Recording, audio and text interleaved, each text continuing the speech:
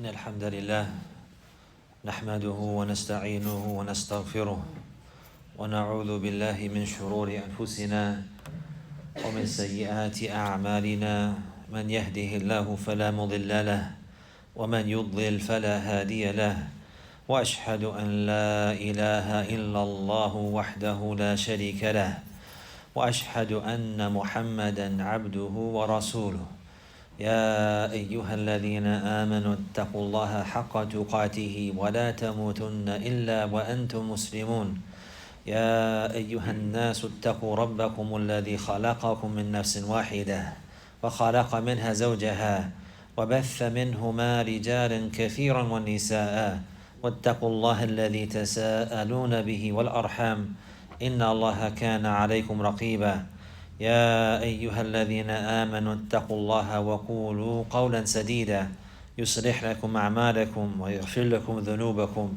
ومن يطع الله ورسوله فقد فاز فوزا عظيما ما بعد. In our previous class we had begun discussing the issue of عروض التجارة, zakat, عروض التجارة, the obligation of paying zakat and the items that are prepared for selling and for trading and for business. For selling and trade and for business. And in our previous class, the discussion ended with the issue of what is considered in the nisab, and what is considered in the nisab, and the value that will be considered for reaching the nisab, and likewise for giving the zakat. And we have seen in the previous class that which is considered in the nisab is everything that is for sale. Everything that is for sale. Everything that a person he has prepared that for sale, then this will be included in that. And likewise the ingredients that one has in order to make those items that are for sale. In order to make those items that are for sale. And so this includes everything that a person he has prepared, and it's on display for sale, and everything that he has prepared, and it's, for example, in the storage, not on display yet, but it's prepared for sale. And likewise, all the ingredients that are used to make that item going to be sold, likewise, is all included. And also any items that a person he has bought, that he has purchased from the items that are going to be sold, even if he did not have them in his hand, but they're on the way to him, and the deal has been completed. All of these issues here, they will be calculated, and the sum total will determine if it reached the nisab. Then the zakat will be in these affairs, and if it remained for 1 year in that manner until the Hawl went by, then it would be incumbent to pay zakat on all of these items. So we have seen in our previous class the example of the one who has a chocolate store, for example, or a store that sells candies. So this individual here, he will have a store, and in his store he has, for example, refrigerators, and he has utensils, and he has instruments and tools that he works with, and to make the candy. And he has candy that has been prepared, and it's ready for sale, and it's on display. And he has candy that is prepared, and it's ready for sale, but it's not on display. It's in the closet, or it's in a storage, or it's in a refrigerator, so on and so forth. And he has ingredients likewise that he makes the candy with, and that's going to be sold as well. Maybe some things that the candy will be wrapped in, so on and so forth. All of this is going to be sold. It's part of the product to be sold. Then maybe he likewise has ordered some products. Maybe he has ordered some ingredients. They're on the way, or he has other ingredients that he has sent out in a vehicle, transportation, for example. All of this is included in the nisab. And all of this is included from his wealth that is included in the zakat. All of these affairs here. And everything that he has prepared, whether it's for display or whether it's not for display. Everything that is used as ingredients to produce the final product that's going to be sold. All of this is included. He will add up the price of all of this. As for the refrigerators, for example, that he stores the stuff in, or the utensils that he uses and the instruments that he uses to make the candy, so on and so forth, there's no zakat in this. Likewise, maybe he has several vehicles that he uses to transport the candy to other stores. for example, or to other locations. These vehicles here, there's no zakat in them. There's no zakat in them. The store itself, it has no zakat in it. If he has set aside a specific amount of candy that's prepared that he gives away as charity, he has certain amount of candy that he gives away as charity, or that he has prepared as gifts that he does not make money from, this is not included. This candy here is not included in the nisab, and it will not be added up to calculate the nisab, nor to calculate how much he will pay. And he will not pay zakat on that. If it's prepared for sale and the likes like this is what is considered. As for if it's prepared for a gift or for a charity, then this one here, it will not be considered. It will not be considered. Likewise, we had seen in our previous class as well, the part of the business that has a title and a name. Maybe the name of the business will become famous, and it will be famous for a number of reasons, only because of the quality, and because of the authenticity, and because of the cleanliness, and because of the reliability, so on and so forth. So many times a business name, the name itself will gather popularity and also have a value. It would also have a value. The name of the business will have a value. But this here likewise has no zakat on it as well. The only one that would have a zakat on it is the one that is prepared for selling, or is an ingredient for the selling. That which is going to be an ingredient for that. So this is something that is important to realize. What will he add up? He will add up all of these things. Again, what will he add up? He will add up the things that he has ready for sale. Another example, somebody who sells clothing, for example. He sells clothing, he makes clothing and sells it. So that he has clothing that's already made, and it's on the rack for sale. He has thobes. He's a tailor. He makes thobes. So he has thobes that he has made. He put them on the rack. They're for sale. He has other thobes that he has made, and they're also for sale, but they're in the storage. There's no room on the floor for them. They're in the storage, for example. And then he has also a lot of material, different types of material that he makes thobes from. And he has string and the likes like these things that is used for the garment that's going to be sold. This is part of that product, and it's going to be put together to make a thobe. In this manner, these items here, they will be calculated. As for the sewing machine, and as for the needles and the likes like this, all of these affairs here, this will not be calculated.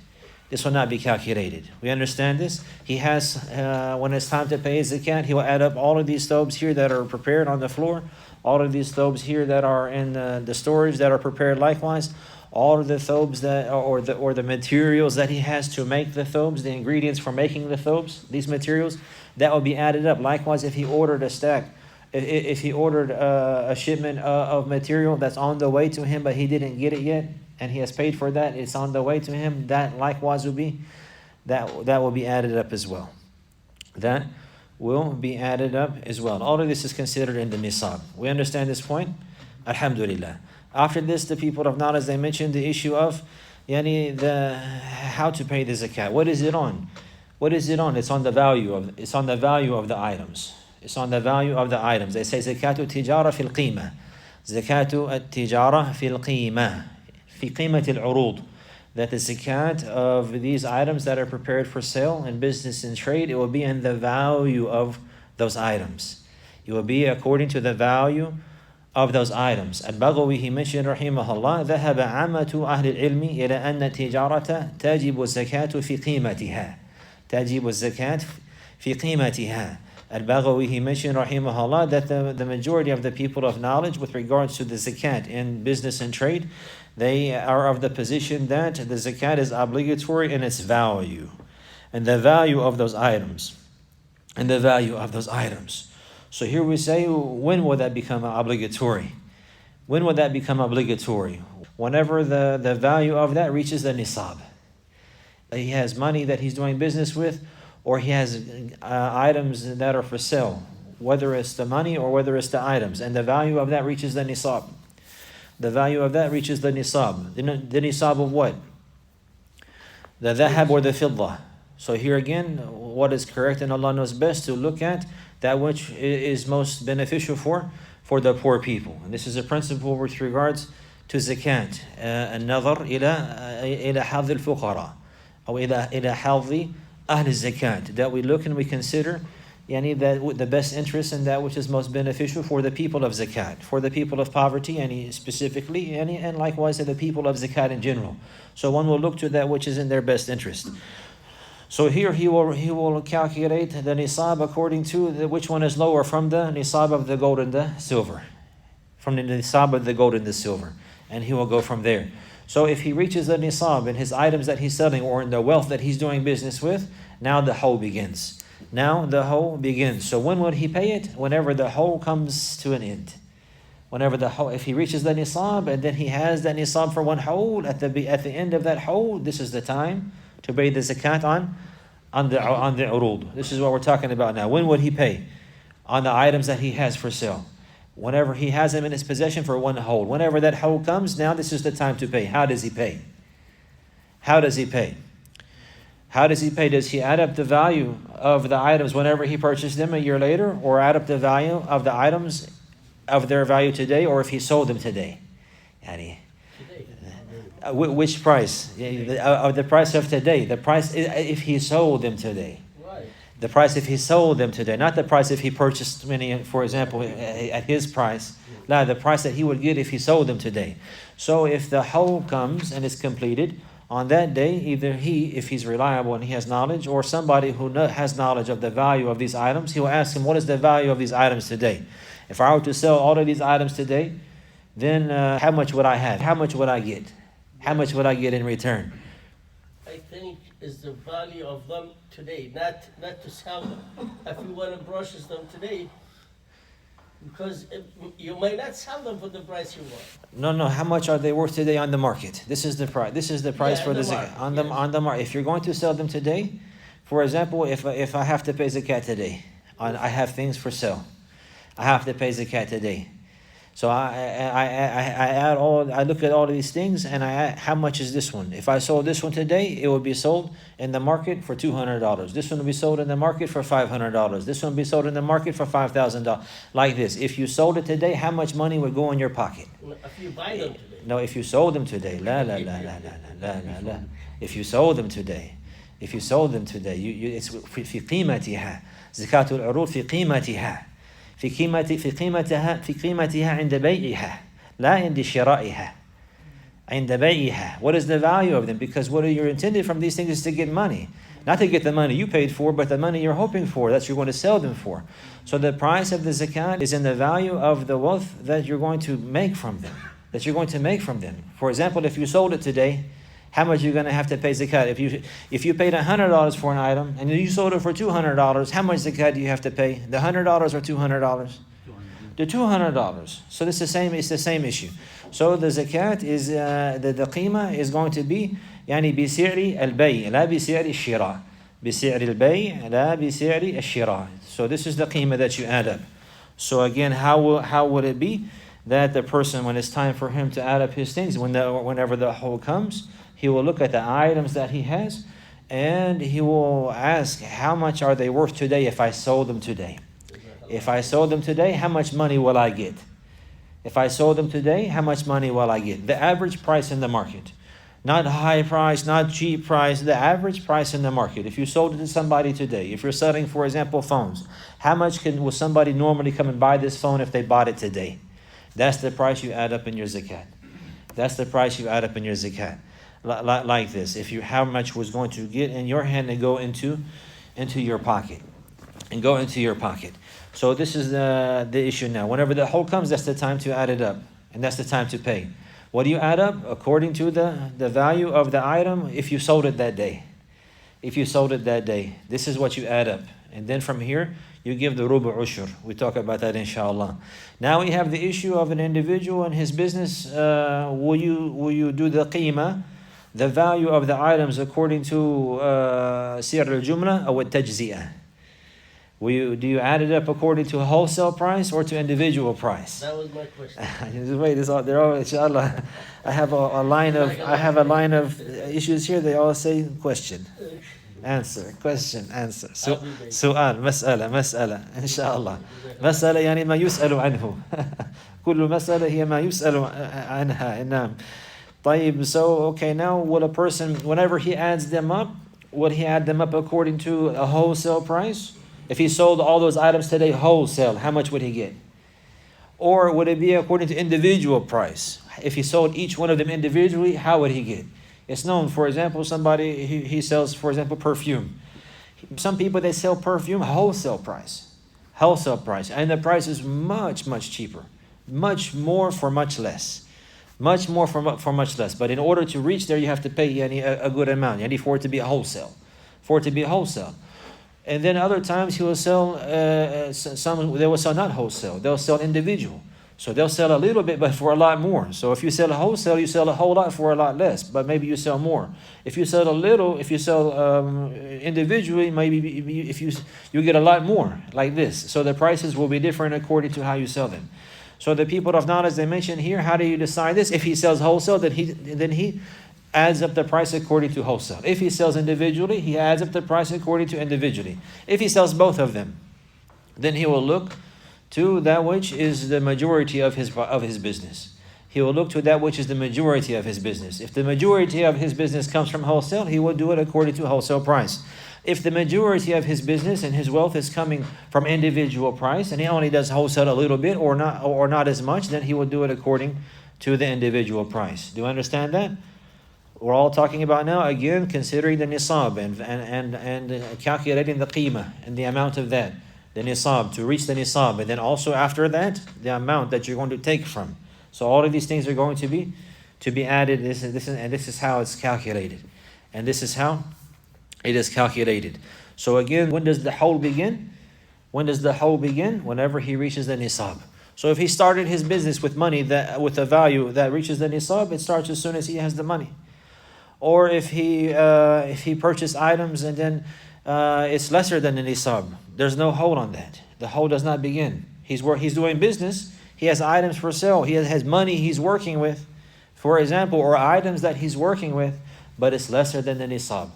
So now there's no zakat in that. There's no hold in that. But if he reaches the nisab, now the hold starts. Now the hold starts for him, and he will start counting from that time 1 year. And if he maintains the nisab in that whole year, then he would have to pay zakat. He would have to pay zakat. Also, there's a big point here to make as well with regards to the business and trade. Whether he has money or whether he has items, or if it's going back and forth, or if the items are changing, the hawl does not stop. The hawl does not stop. Somebody has $5,000. He makes it his business money. He's going to work with this. So he has $5,000. We'll say, for example, he buys a bunch of cell phones. He buys a bunch of cell phones, and then somebody comes along, an opportunity. He trades the cell phones for sheep, for a bunch of sheep, for example. But the sheep are for sale too. You understand? So now he went from having a cell phone to having sheep. But the whole began with the 5,000 that he started. So if he, for example, in Ramadan, he got 5,000, he started doing business with that. And in Shawwal, he bought the cell phones. By Safar, now he sold those, and then he bought some sheep. He bought some sheep. All of this has the same hawl from the 5,000 in Ramadan. And then he sells the sheep, and then he bought some cars. And then he has the cars for some time. They're for sale, but nobody's buying them. A few months go by. So then he trades the cars, for example, for something else. And then he sells that something else for more money. All of this here has the same hawl, because the intention from all of that is the money, and this is his business. So whether the business maybe is changing, maybe it's going from dollars to items, and then from items to dollars, or from one item to another item. And like this, he's doing business with that, he's doing trade with that, he's making commerce with that, and all of it is intended for selling. So the hawl, it continues and it doesn't stop. The hawl, it continues and it doesn't stop. If he, for example, he bought the phones, he sold the phones, and then he bought a car for sale, for example, and then later on he decided he wants to keep the car for himself, what happens? The hawl stops now. Now the hawl stops, because now the car is for himself. You understand? Like he had the money, he used that money, he bought some items, and he sold those items, got some more money, bought a car. Initially, he was going to sell the car. The car didn't sell. After some time, he said, you know what, I'm going to keep this car. It's a nice car. Now the hawl stops, because he changed his intention. because he changed his intention. Likewise, if he's buying and selling and he has the nisab and he buys some items and he sells them, and he buys some more items and he sells them, and then something happens and the price goes down, or he uses some of his money and it goes below the nisab. The value of his wealth of his items goes below the nisab. Or his money that he's working with and calculated with all of his items goes below the nisab. And he's doing business, he sells phones, doing this and doing this, but then all of a sudden he has some big bills to take care of. It comes out of that money. It came out of his money that he's working with. You understand? He's got 5,000 he's working with, and he's moving it like this, and it's growing a little bit, and then suddenly there's all these big bills that caught up with him. He pays all these big bills, and now his lump sum that he's doing business with fell underneath the nisab. The whole stops. 3 months later, he's working hard, he's moving that money a little until now it reaches the nisab. What happens? The whole starts from that point, from the new point, when it came into his hand again. Whenever he reached the nisab again, and in this one, he will not build off the previous one or go back to the previous one. Rather, it will start again new. So we have to pay attention to these affairs. When the whole will be built upon, and when the whole will stop. When the whole will be built upon, and keep going and not stop, and when it will stop, and when it will stop. We understand that? Because it's very important. We want to say, okay, well, I bought, for example, I have 5,000 I'm working with, and I bought phones. I sold those, and then I sold the phones, and then I bought a car, and now the hold starts. I have a new hold for the car. La, because the intent from the car is the same thing as the intent from the phones, and the intent from all that in the beginning is to make money, to do business. It's to make money to do business. So all of it began with this money, or somebody gave him. Somehow he came into some phones. He didn't even have any money. Somebody gave him a whole bunch of phones. Here, go make some money. Here's some business. Take care of business like this, or loaned him this affair. Put him in the game so he can make money. Then he makes money with that and the likes like this, and then he buys some other things, and then some other things, all with the same money. It all has the same whole, regardless if the items are changing. Because it's all coming from the same one, the same intent. So one time he has money, next time he has phones, next time he has a car, next time he maybe has a house, next time he has garments, next time he has computers, whatever the case may be. He's doing business with all these different items, and the intent from all of them is the same thing. They all have the same whole from the beginning. From the beginning, whenever his wealth that he's doing business with reached the whole. Everybody's clear with that one? And at this point here, Alhamdulillah. Alhamdulillah. So this one is also very important. Okay, so then we talked about the nisab. What was the nisab? It has to reach the nisab. The nisab, urud al-tijara, is the nisab of the dhahab wal-fidda. And we look at the one that is best for the poor people. So today the nisab will be the fidda, for the silver. Will be for the silver. Will be for the silver. طيب. If somebody has partnership, they all go in together. The 3-4 brothers, they're working together. He's got money, he's got money. Everybody has 4 or 5 brothers, for example. They have shares in a business. Each one of them has a portion in the business, and the likes. He has this much money in. He has that much money in. He has that much money in. They're all partners. They all share in this one business. How would the zakat be here? What is the ruling for that? You understand the picture? Yeah. The answer is that, and somebody might say, well, if all their money together reach the nisab, there's zakat in that, right? This could possibly be any possibility. But what is considered is each owner specifically. Each owner specifically. So you look at the owner. So here we look at if each owner in his own wealth, his portion reached nisab, zakat on his money. His portion doesn't reach the nisab, there's no zakat on his money. So it's according to each owner. Everybody, 5 people, they were going together on business. He put in this much, he put in that much, he put in that much, or even if they all put in the same. In any case, you look at each individual, his portion. Does his portion reach the nisab? If his portion reached the nisab, then there's zakat on him. If his partner's portion didn't reach the nisab, there's no zakat on him. There's no zakat on him, because his portion didn't reach the nisab. We understand that. If they're working together and his portion in the beginning reached the nisab, and then his portion in the beginning didn't reach the nisab, So he started his Hawl whenever he began, and the other one he has no Hawl. And then as they're working together, his portion grew until he reached the Nisab. So now the other one, his Hawl starts whenever his portion reached the Nisab. Reached the Nisab. This is clear? This is clear? Now. So say there's three people, you have a business, they made $3,000. But one of the person, they need, from that $1,000, they need to pay their rent. And so now they only have $200. So maybe he didn't reach the Nisab, but the other two did. So they're responsible, but he's not responsible for paying the child. That's exactly right. This is another example of that. This person, they're in business together. They made a deal that he made this much and he made that much, but his money went to his knees and it's gone. So he doesn't pay zakat on that. As for the other two, then they keep on going because they didn't have any needs. Alhamdulillah. وَذَلِكَ فَضْلُ اللَّهِ يُؤْتِيهِ مَنْ يَشَاءُ. You understand that? So some people, their money gets eaten up in their needs, and other people, their money grows according to the decree of Allah Azza wa Jalla and His wisdom. And all of it's a test. What we want to know is what's obligatory on that wealth and how to fulfill that duty.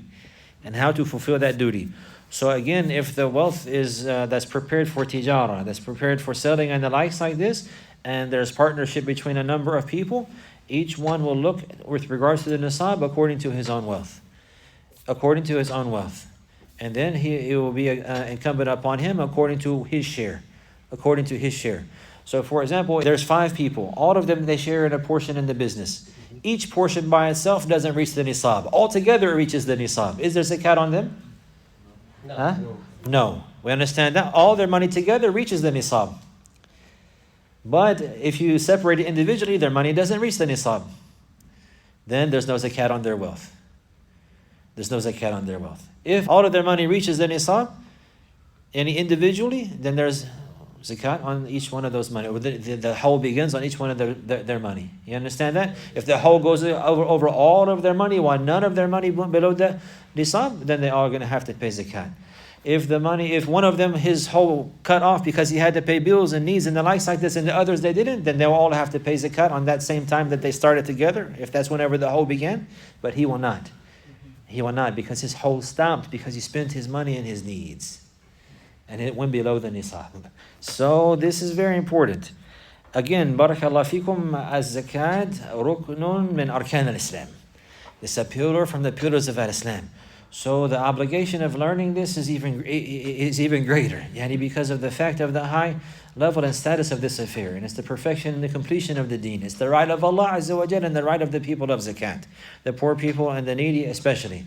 So it's incumbent to learn the rulings of zakat and to spread them and to teach them and to know them and to be upon clarity upon that in order to perform that properly and to fulfill that duty and to establish Islam. Again, this amazing hadith of the Messenger sallallahu alaihi wasallam, along hadith Mu'adh radiyallahu anhu, Ratsul Amri al-Islam.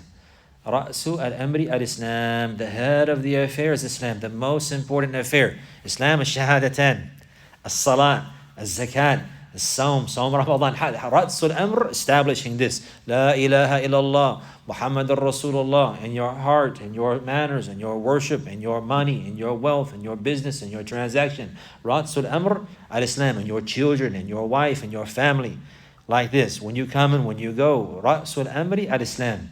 Ratsul Amri, the most important affair that will never be compromised with and will never be violated and should be shown respect and honor and protection at all costs. Al-Islam. We understand that. That's what Ratsul Amr means. This is an amazing affair to ponder over. And if we even think, subhanallah, Usul al-Thalatha by Shaykh Muhammad ibn Abdul Wahhab rahimahullah, how it begins and how it ends. It begins clarifying these affairs and the issues of the questions in the grave. Who is your Lord and what is your religion and who is your Prophet, so on and so forth. Sallallahu alayhi wa sallam. And then he closed with that hadith. Ratsul Amr al-Islam. This what you have learned before, that we covered before from the beginning of this work, the head of that. This is the head of the affair. Al-Islam, it must be established, it must be maintained, it must be protected, and it must be cared for with great concern, and it must be spread through the land and raised high and the hearts of the believers and through the ummah. So this is what we strive for, to raise Al-Islam in our life and make the head of our affair Al-Islam. May Allah grant us success. From that, zakat. Okay, so now we see the issue of the intention. We mentioned yesterday that the difference between these items normally and the fact that they're going to have zakat on them is that there's the intention. Because the origin with the likes of cars and carpets and computers and phones and so on and so forth is that there's no zakat in that. And the difference is the intention. The difference is the intention. But people of knowledge, they mention important points here. And that is that if a person, he intends, for example, he purchases items for sale, and whenever he purchases them, he intends to use them for business, then the whole, if they reach the nisab, the whole starts at that moment. At that moment, from the time he purchases them with that intention. You understand? So for example, a person, he bought a car and he wants to sell it. And then after that, he left it in his driveway for 6 months. He never put a sign on it at all. He was a little bit negligent. And then 6 months later, he put a sign on it. He parked it in the parking lot for sale and the likes like this. When would his whole start? From the day he bought it. From the day he bought it. Because he purchased the item with the intention of tijara. So therefore the zakat, the hawl begins at that moment. At that moment. This is the jumhur, the majority of the scholars, this is their position and what they mention. But as for if a person, he bought a car for himself, not for selling. He wants to drive it. He drove it for 6 months. And then after that, he says, you know what, I'm going to get a new car. Inshallah, I want to sell this one. When will this car be considered from the urud al-tijara? Yani when will the hawl begin on that car? We say he decided to sell it in Safar. And then it wasn't until, for example, Rabi al-Awwal, that he put a sign on it and put it in the parking lot for sale. When will the hawl begin on this one? The majority of the scholars, the majority Jumhur al-Ulama, they say whenever he put it for sale. Whenever he put, not in the intention. Because here the origin with regards to this item is that it doesn't have zakat in it. Al-asl annahu fi adam zakat. The fundamental principle with regards to the car is that there's no zakat in it. He bought it, it was his, it's his item. So therefore here, the people of knowledge, they mention, النية المجردة لا تنقل عن الأصل. في باب المعاملات. A simple intention without any action or implementation will not remove something from its fundamental principle in the chapter of buying and selling. So therefore it has to be coupled with an action. So therefore here, the person who intended to sell his car, and he owned his car, it's his, it's not for sale whatsoever. Later on he intends to sell it, but he doesn't put it out for sale for a month later. It begins whenever he puts it out for sale. Same thing if a person, he has bought some land and he intended to build on that land and to use that land for his own personal benefit and the likes like this. And then later on he decided to sell it. But it wasn't for 2-3 months after he thought about selling. He said, you know what, inshallah, I'm going to sell this property. But it wasn't 2-3 months later till he put it on the market. When will the hawl start for him? 2-3 months later. Whenever he put it on the market. So the difference between the two is the one who bought the item to sell it. The one who, whenever he purchased the item, whenever he has ownership on the item, he had the intention of selling it. This one begins at that moment because the asl here is that item is for sale. So therefore the hawl begins with the intention and with the purchase and the ownership. As for somebody who already had something and it was not for sale, it's not for sale in the first place. The origin is there's no zakat in it. It will not be considered from the urud al-tijara until he intends that, and also he puts it for sale. And he puts it on the market and the likes like this. We understand the difference?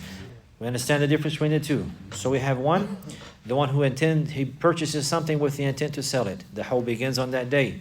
We have somebody who purchases something without the intention to sell it. And then later on he intends to sell it. The hawl is not considered until he moves and puts it for sale. This is with the majority of the scholars, and Allah knows best. هذا وصلى الله على نبينا محمد وعلى آله وصحبه وسلم.